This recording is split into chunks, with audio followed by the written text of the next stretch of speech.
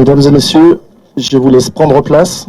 La 80e cérémonie du souvenir de Roussille va commencer.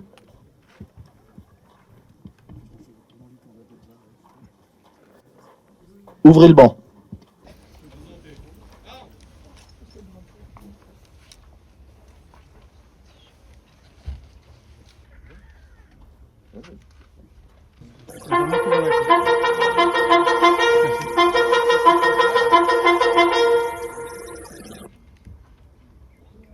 Au drapeau.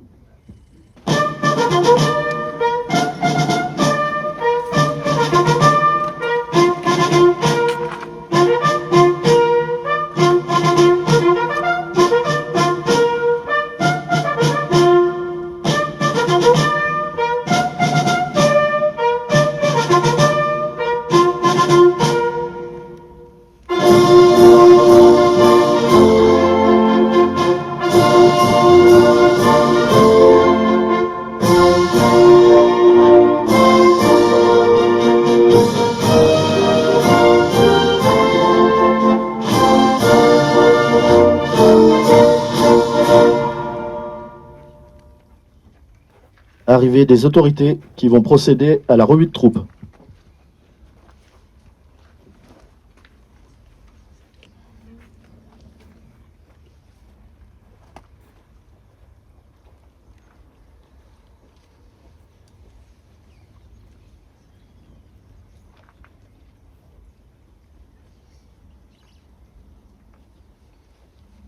Nous allons maintenant passer à la présentation du rosier du fort de Montluc, récemment planté sur ce mémorial.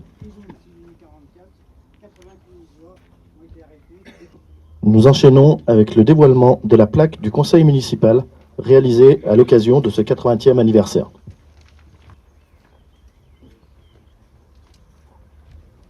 La municipalité de Saint-Didier-de-Formans va procéder à un dépôt de gerbes devant cette plaque. Merci à Louis Thévenot, désidérien et collégien au collège Jean Moulin de Saint-Didier-de-Formans, de me rejoindre. Louis va procéder à la lecture du texte inscrit sur la plaque.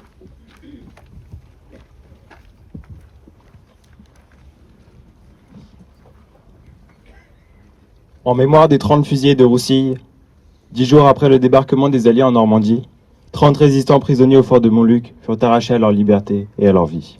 Le 16 juin 1944, sur cette terre, à Saint-Didier-de-Formans, pour leur courage et leur dévouement à la France, ils furent exécutés par les nazis. Aujourd'hui, en ce 16 juin 2024, 80 ans après ce jour tragique, nous nous souvenons avec respect et gratitude de leur sacrifice. Cette plaque commémorative perpétue la mémoire des 30 fusillés de Roussille. Témoignage éternel à nos héros, leurs souvenirs demeurent gravés dans nos cœurs et dans l'histoire de notre commune. Morts pour la France, ils vivront à jamais dans nos mémoires. Allocution du président de l'association des rescapés de Montluc, M. Bruno Permezel. Monsieur le maire de Saint-Didier-de-Formans, cher Frédéric, Monsieur le président de la communauté de communes, Monsieur le maire de Villeneuve, nous avons commémoré il y a 3 jours le massacre de 20 internés à Montluc. Mesdames et messieurs les élus, mesdames et messieurs les représentants des cours constituées, mesdames et messieurs les membres des familles des martyrs, bien chers amis, mesdames et messieurs les représentants et adhérents de l'association Saint-Didier Commune Rurale, Nature et Patrimoine, chers amis depuis plus de 30 ans, mesdames et messieurs les enseignants et élèves de l'école du Prévert et du collège Jean Moulin, merci de votre travail, merci de votre chorale. Messieurs les porte-drapeaux, merci de votre fidélité, quelle que soit la météo, aujourd'hui clémente, heureusement. Chères désidériennes, chers désidériens, merci de votre présence solidaire, toujours en nombre chaque année. Mesdames et messieurs au grade et qualité, chers amis. Jour pour jour, heure pour heure, 80 années passées, à vous, chère Rosette César-Giroux, emblématique flambeau de la mémoire résistante lyonnaise, à toi, cher Raymond Chalaï-Grard, à vous, chère Marie-Claude Bonnet, à toi, cher Daniel Bloch, à toi, cher Albert César, par ma voix, de tout cœur, l'association des rescapés de Montluc tient à vous réserver ces premiers mots. Ce soir, des mots d'affection, des mots de communion de pensée. Pour l'avenir, des mots de fidélité dans l'action.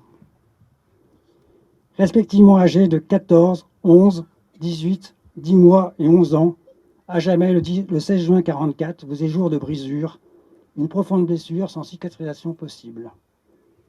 Ultime témoin de paroles et gestes, d'actes quotidiens de votre frère aîné, Louis César, de votre père Lucien Bonnet, de ton oncle Francisque Jomard, de ton père Marc Bloch, ce soir, votre présence est de première importance. Aux 4 générations de l'après-libération, qui respectueusement, solidairement vous entourent, alors qu'une nouvelle fois le soleil se couche sur cette pierre de mémoire jaillie de l'impensable commis, vous pouvez nous dire, volontairement, courageusement, notre frère de 20 ans, mon oncle de 36 ans, mon père de 58 ans, se sont levés pour que vive la France, pour que renaisse la République. Allez partout affirmer qu'ils sont morts pour des valeurs qui ne sont pas d'un temps plus que d'un autre. Des valeurs qui ne sont pas d'un temps plus que d'un autre. Rappelons-nous bien en cette période troublée que nous vivons actuellement. Les raisons et le déroulement de la barbarie ici perpétrée le 16 juin sont bien connues de tout un chacun. En vue d'éviter de proverbes redites, je n'en ferai pas état. Autorité morale reconnue pour son indépendance d'esprit, pour ses multiples propositions et actions, ses objections et contestations, l'association des rescapés de Montluc a été l'initiative du long combat solitaire de 9 années qui, malgré le refus des services de l'État, a abouti en 2009 à la création du mémorial national de la prison de Montluc. Je dis bien la prison de Montluc parce que souvent on dit le fort de Montluc, mais le fort de Montluc c'est autre chose. Le 24 septembre prochain, l'association fêtera ses 80 ans d'existence et surtout d'action au service de la mémoire de la dizaine de milliers d'internés juifs, raflés ou résistants, qui en 1943 et 1944, victimes de la Gestapo, surpeuplèrent la prison de Montluc, le plus souvent antichambre de la déportation. Antichambre de la mort, Montluc l'a été pour les 30 martyrs de Roussille. Au-delà de leurs différences sociales et philosophiques, à jamais la prison de Montluc les rassemble, doit rassembler tous les hommes de bonne volonté, celles qui, dans leur engagement mémorial, mettent l'humain, non la science, au centre de leur action, de leurs préoccupations. Se souvenir et agir, tel était le 24 septembre 1944, un mois après la libération de Montluc, la noble devise des fondateurs de l'association des rescapés de Montluc. Se souvenir et agir, telle est la ligne de conduite de l'équipe municipale de Saint-Dié-de-Formans, qui tout au long de l'année entretient ce monument, le fleurit en permanence, donne de l'éclat à chaque commémoration. Se souvenir et agir, tel est l'objectif de l'association Saint-Didier Communes Rurales, Nature et Patrimoine. À l'automne 1993, pour avoir publié l'année précédente un recueil de biographies de résistants à Lyon, je m'étais rapproché d'elle pour lui proposer mes connaissances en vue d'une exposition pour le cinquantenaire du massacre. S'en suivit une amicale coopération qui déboucha sur une exposition, puis sur une publication. Depuis, l'élève a dépassé le maître, qui néanmoins a 10 000 parcours d'internés à Montluc à reconstituer. Dans la nuit de l'occupation, l'amour de la liberté guidait leurs pas clandestins. La liberté, c'est partir, nous l'ont restituée. L'égalité, nous la leur devons au moyen du ordre alphabétique de leur patronyme. Quant à la fraternité, elle est du seul ressort individuel. Pour chaque passeur de cette mémoire, pour nous tous, elle doit être une exigence permanente. Je vous remercie. Merci, Monsieur Permazel. Texte de Simon Isabella, arrière-petit-fils d'Hector Isabella. Mesdames, Messieurs, nous y voilà, 80 ans plus tard. Nous voilà solennellement réunis devant cette prairie éternelle, cette terre froide, à jamais égorgée de sang, et dont les larmes vermeilles s'enfoncent inlassablement dans les profondeurs souterraines. Ces larmes de sang, qui ne sèchent pas et ne sécheront jamais, sont les derniers vestiges organiques, les ultimes traces de vie laissées par 30 héros tombés le 16 juin 1944, ici, sur ce bas-côté impuissant, témoin malgré lui de la fusillade de Roussille. Ce petit coin de campagne, devenu pour ainsi dire une terre sacrée, nous accueille aujourd'hui, comme chaque année et plus encore, pour nous rassembler et commémorer cet événement tragique. Je suis très honoré de pouvoir prendre la parole ce soir. En cette occasion particulière des 80 ans de la fusillade, permettez-moi de partager avec vous quelques lignes du témoignage laissé par Jean Crespo, le miraculé marseillais. À Saint-Didier-de-Formans, la camionnette s'arrête. On descendait 4 par 4, immédiatement une rafale dans le dos et aux 4 suivants. Vauban est passé le 10e, j'étais le 29e, et j'ai vu tomber tous les copains. Pas un n'a supplié. Ils criaient les uns « Vive la France !» ou « Adieu ma femme et mes gosses !» J'étais menotté avec un gars de la Savoie. On s'est embrassé, j'ai crié « Vive le Parti communiste !» et j'ai senti comme un grand choc dans les reins qui m'a plaqué par terre. Quand j'ai compris que j'étais encore vivant, et Vauban a réagi pareil, j'ai fait le mort. J'avais une balle au sommet du poumon, une autre dans la carotide et la trachée jugulaire. Les copains râlaient.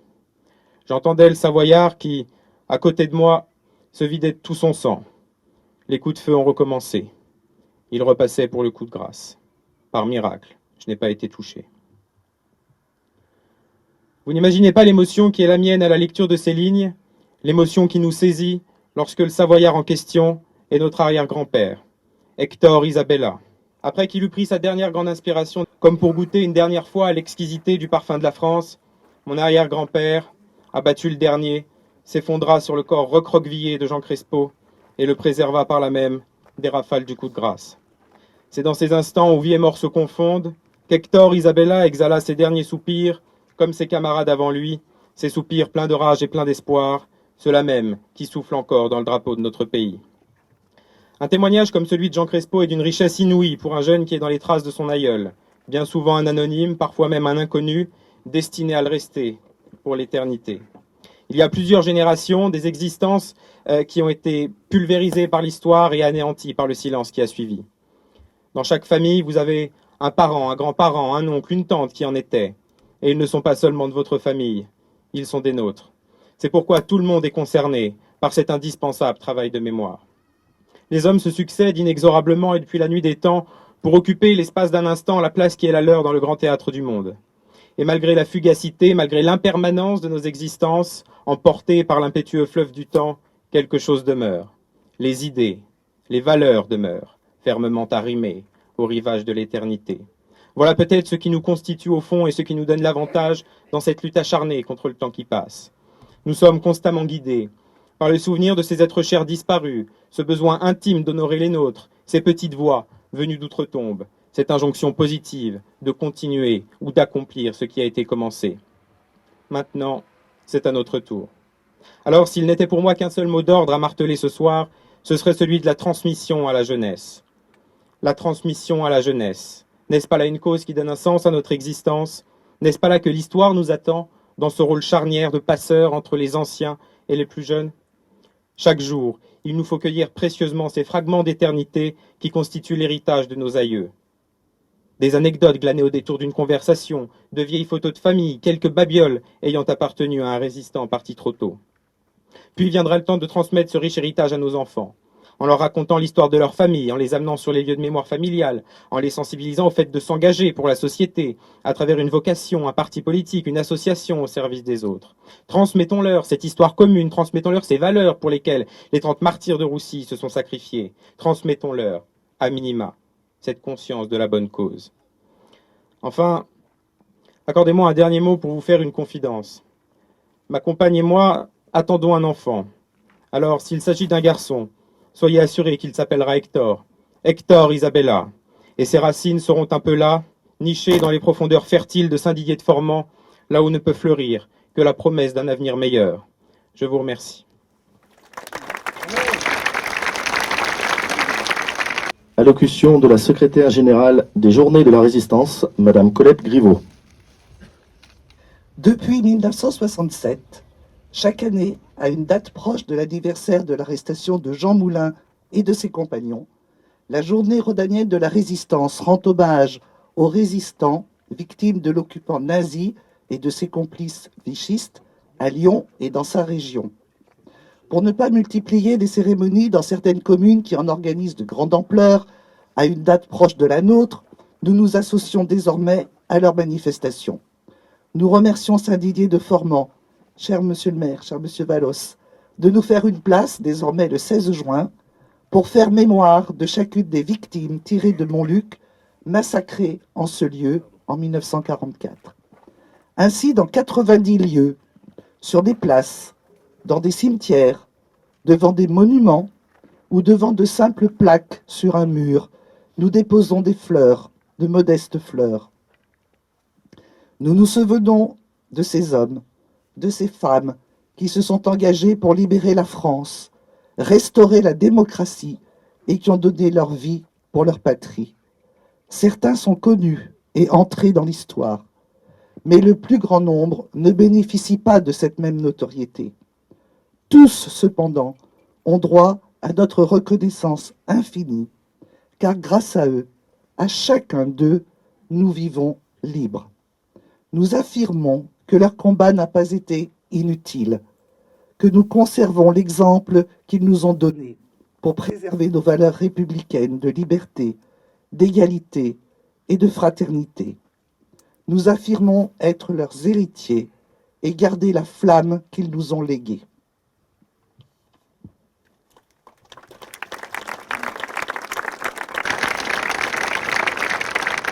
Allocution du colonel Bernard Bon, du corps des officiers de réserve de l'état-major de Paris. Monsieur le maire, mesdames et messieurs les élus, en général, mesdames et messieurs en vos grades et qualités, c'est avec beaucoup d'émotion et de respect que nous nous associons à cette cérémonie de souvenirs et d'hommage aux 30 victimes de la tuerie perpétrée ici même il y a exactement 80 ans.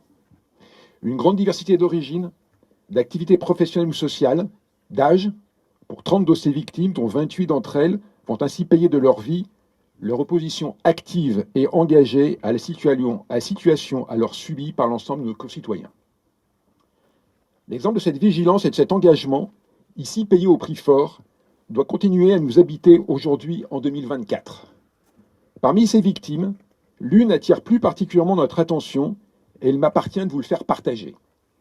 Marc Bloch, car c'est de lui qu'il s'agit, est connu pour son immense œuvre d'historien.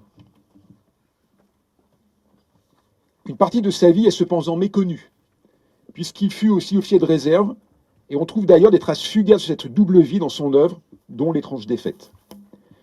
Il effectue son service militaire avant la Première Guerre mondiale, avant d'entamer son parcours professionnel. Puis, il se trouve rappelé comme sergent le 1er août 1914. Il va faire ainsi toute la guerre, dont il sortira avec le grade de capitaine. Au cours de ces 4 années, sous les drapeaux, il va servir comme chef de section auprès de ses hommes en première ligne, puis prendra des fonctions d'officier d'état-major. Sa notation le rapporte comme un officier complet et parfait. À la fin de la guerre, démobilisé, il reprend ses activités de professeur et d'historien du Moyen-Âge. Mais il trouve néanmoins le temps, en parallèle, de poursuivre sa formation et d'entretenir sa qualification d'officier de réserve. Il est admis dans le corps des officiers de réserve du service d'état-major. Ce corps existe toujours, j'ai l'honneur de le présider, et avec quelques-uns de nos camarades, nous avons souhaité rendre hommage aujourd'hui à l'un des nôtres. Dispensé de servir aux armées en raison de son âge, il en fait néanmoins la demande en 1939 et rejoint le front. Souffrant de l'inactivité ambiante, dans sa première affectation, il se fait affecter à l'état-major de la Première Armée, où il y terminera la guerre. Il écrit L'étrange défaite en 1940, puis s'engage dans la résistance quelque temps plus tard. Les traces de son action dans la résistance sont elles aussi quelquefois fugaces. Mais en cherchant un peu, on peut apprendre qu'il fut au contact des groupes de résistance, qu'il adhéra au réseau combat, qu'il fut le représentant de francs-tireurs et participa à la mise en place du dispositif de soulèvement de 1944. Et ce sont ces activités qui le conduisirent ici, il y a tout juste 80 ans. Marc Bloch est la figure emblématique de notre corps et l'une des promotions de notre école porte d'ailleurs son nom. Il illustre parfaitement cet engagement particulier qui est celui de servir son pays par les armes, en toute humilité et toute discrétion, et en parallèle avec une activité professionnelle ou sociale principale. En ces temps troublés d'un retour de la guerre à nos portes, son exemple d'engagement mérite d'être rappelé et de nous inspirer. Mon capitaine, vous avez porté cet engagement jusqu'au sacrifice suprême, et je salue respectueusement votre mémoire, indissolublement liée à celle de vos 29 compagnons d'infortune. Je vous remercie.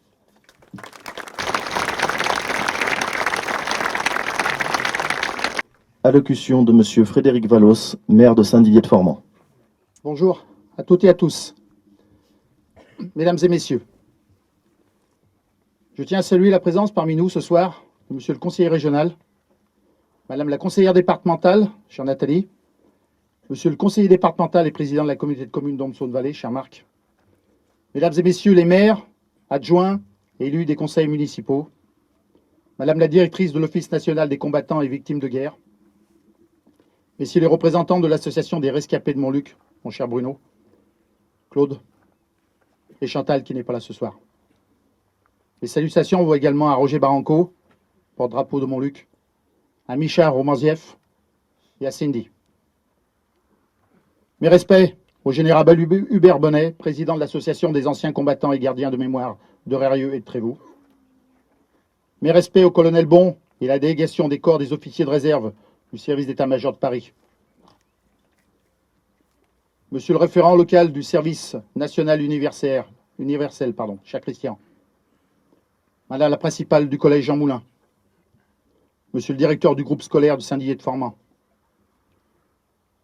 Monsieur le président de l'association des journées départementales de la résistance, représenté aujourd'hui par la secrétaire générale. Monsieur le président de l'Union nationale des combattants. Monsieur le vice-président de l'Ordre national du mérite. Monsieur le président des médaillés militaires de l'Ain. Messieurs les porte-drapeaux. Mesdames et messieurs les représentants des forces civiles et militaires.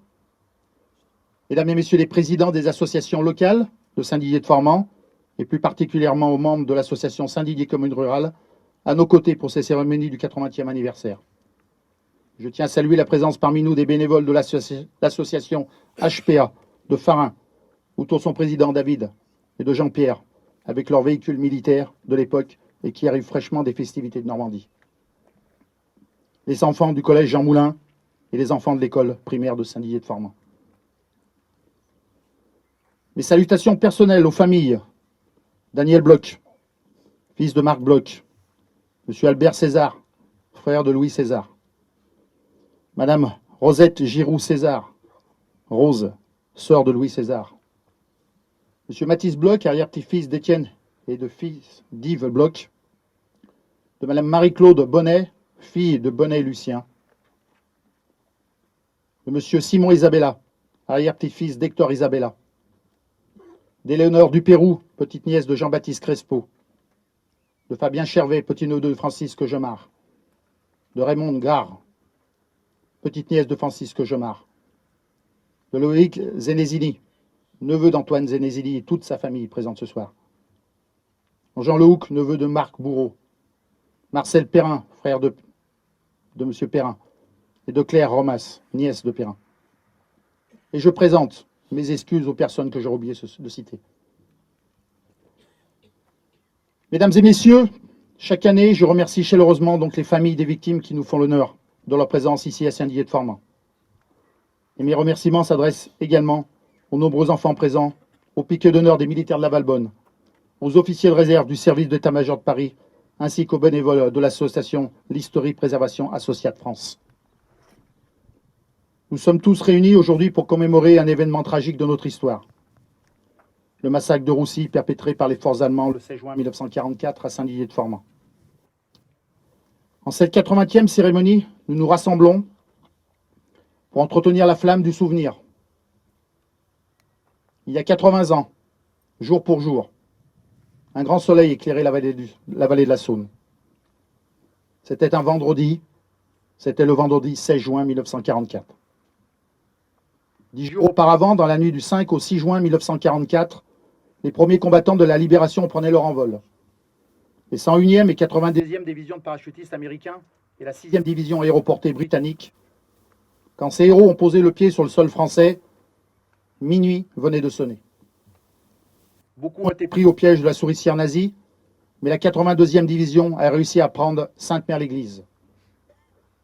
La libération de la France avait commencé. Ici même, malgré cette libération annoncée, il y a 80 ans, vers 20 heures, sur le chemin que nous venons tous de parcourir, 30 résistants ont fait leur dernier pas vers leur lieu d'exécution derrière moi. Ce jour-là, ils incarnaient le visage de la France, unis par le même sort face aux balles ennemies. Pour tous, lorsque le trépas est venu, un seul cri a résonné. Vive la France! Dès cet instant, ils n'étaient plus seulement des fusillés, mais des symboles de la liberté. La patrie les reconnaît, ils sont des enfants, ses défenseurs, ses héros. Pour eux, la France représentait le bien le plus précieux. Ils croyaient en ses valeurs, en ses principes, en sa devise. C'est cette République que nous chérissons aujourd'hui. Le 16 juin 1944 restera à jamais gravé dans notre mémoire collective.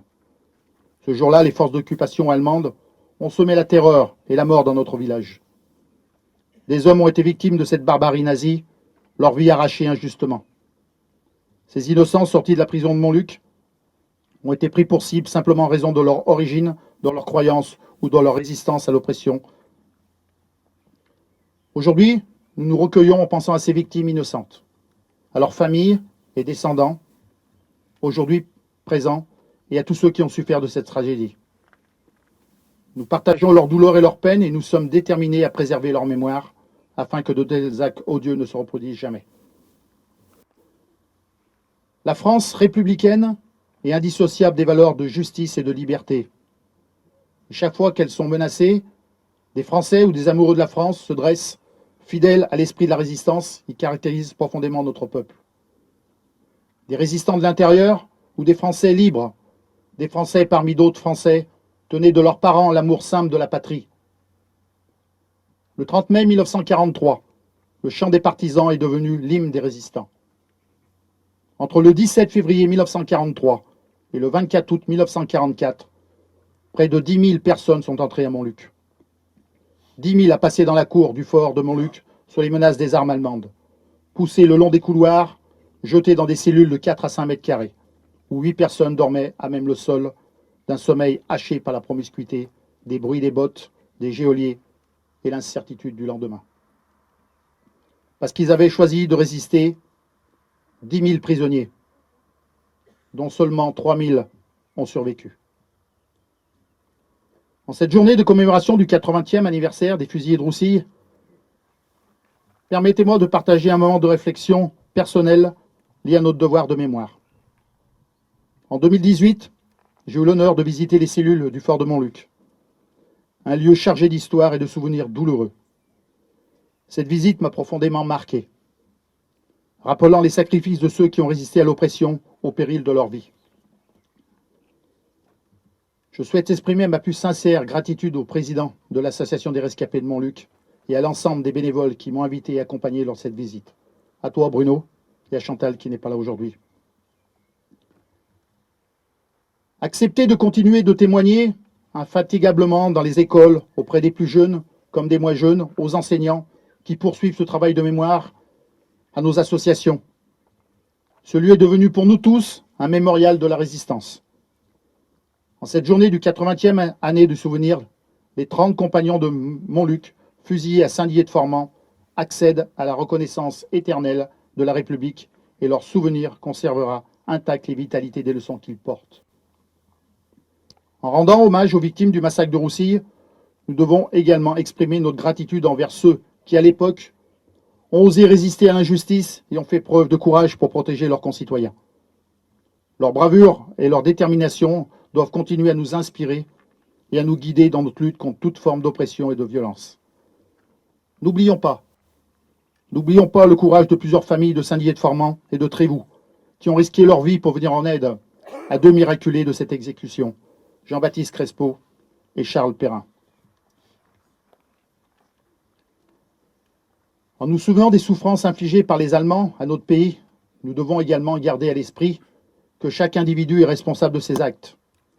Nous ne pouvons pas juger une nation entière pour les crimes commis par certains de ses membres.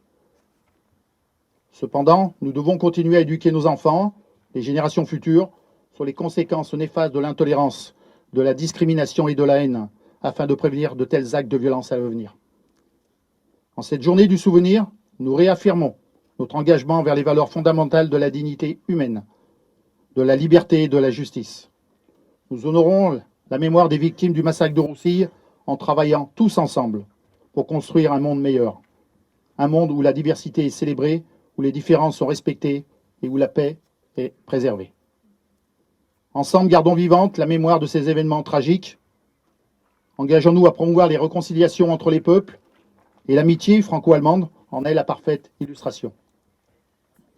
C'est ainsi que nous honorerons véritablement les victimes du massacre de Roussille et que nous continuerons à forger un avenir empreint de paix et de liberté. Et pour terminer mon propos, je dirai une dernière chose à vous tous. Vive la paix, vive la République et vive la France.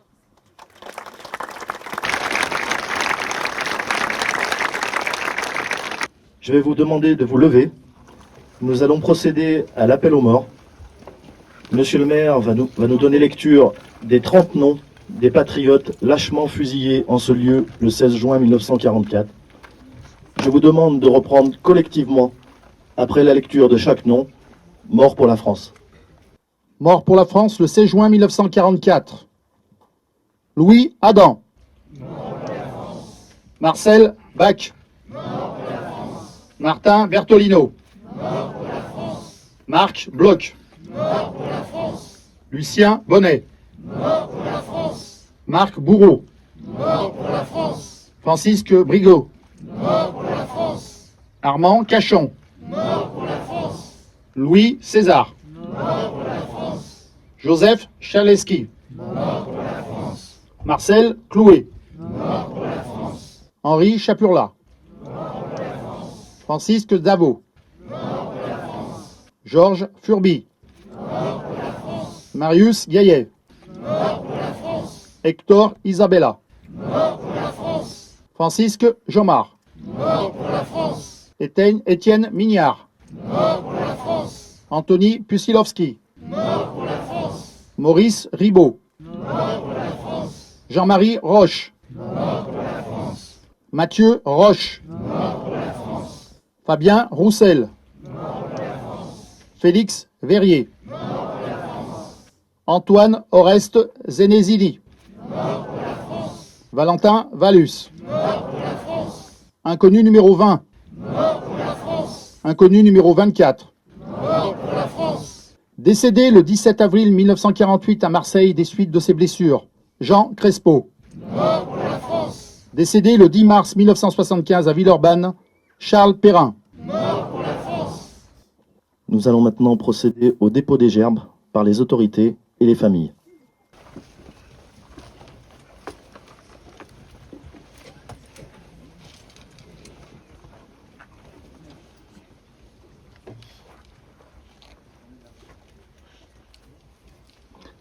Gerbe déposée par la municipalité de Saint-Didier-de-Formans.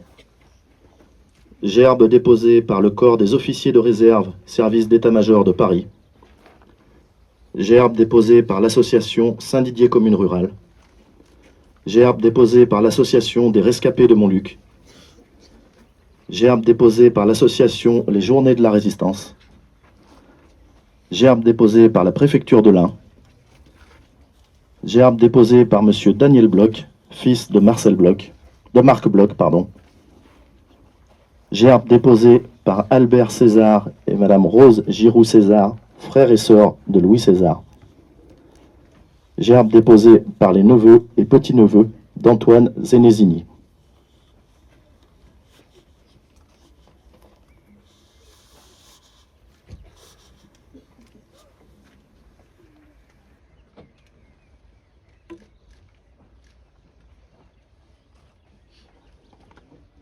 Je vais demander à la chorale de se mettre de nouveau en place. Quand la chorale va être en place, à l'issue de la musique aux morts qui sera jouée, je vais vous demander de respecter 1 minute de silence.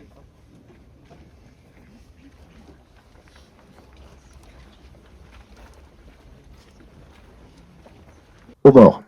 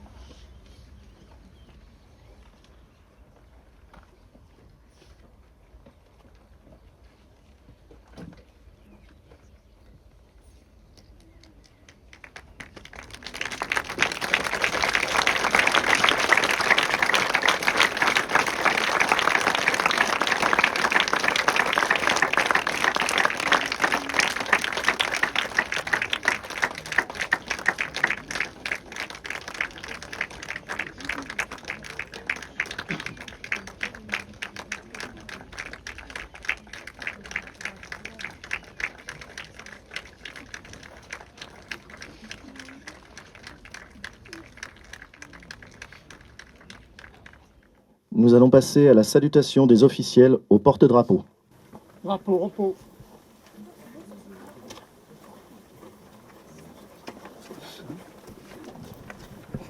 Respect, monsieur le respect de mon lit. Ça, c'est le respect de mon lit. Et en 44, la libération de la puissance. Ça, c'est le respect de mon lit. Les hommages, le respect de mon lit. Bien, merci. Merci.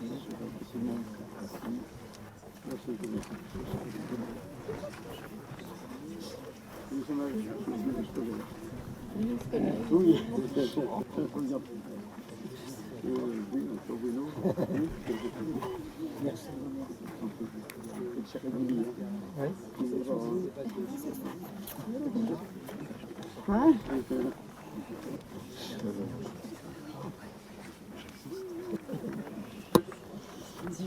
Je mets le casque.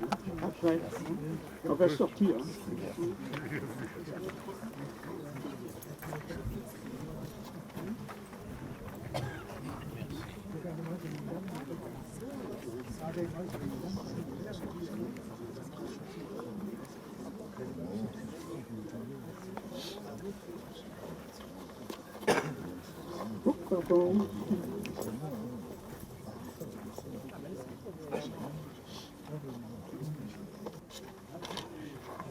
On va sortir dans du monument.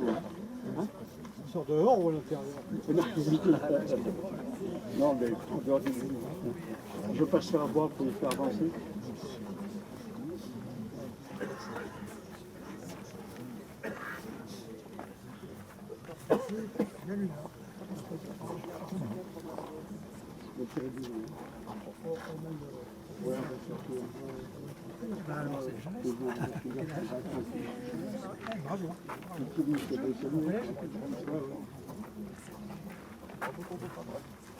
Alors là, c'est de plus en plus cher. C'est formidable. Il faut garde à vous. On a besoin de jeunes aussi. Je passe le temps. Non, on sortira. On sortira. Attends, je Ouais. On va sortir du monument. Hein. Vous nous suivez, hein, d'accord? Attention. Ouais. Fermez le banc.